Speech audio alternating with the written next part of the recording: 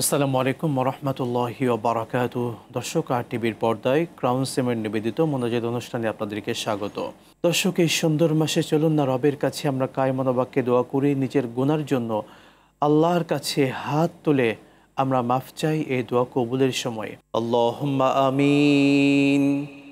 আল্লাহুম্মা আনতাস সালাম ওয়া মিনকাস সালাম تباركت يا ذا الجلال والإكرام رب كريم।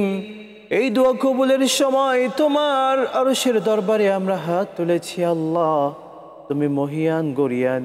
এই রমাদানুল কারীমের প্রথম দিকে প্রথম দশকে তোমার কাছে হাত তুলেছি।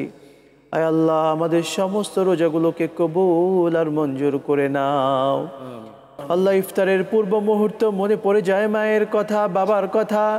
রব্বুল আলামিন যতদিন তারা দুনিয়ায় ছিলেন, আল্লাহ একসঙ্গে বসে আমরা ইফতার করতাম। কিন্তু আজকে যারা মাকে হারিয়েছেন, বাবাকে হারিয়েছেন, তারা কবরে শুয়ে আছেন। সেই মার বাবার কবরটাকে জান্নাতুল ফেরদাউসের সাথে তুমি সংযুক্ত করে দাও। আমাদের এই বাংলাদেশকে তোমার রহমত বরকত দ্বারা তুমি পরিপূর্ণ করে নাও। সামনে রোজাগুলোকে সুন্দরভাবে করতে পারি সে তৌফিক দাও। আয় আল্লাহ, তোমার প্রিয় বান্দা, নেককার বান্দা, পরহেজগার বান্দা হিসেবে আমাদের সকলকে তুমি কবুল আর মঞ্জুর করে নাও।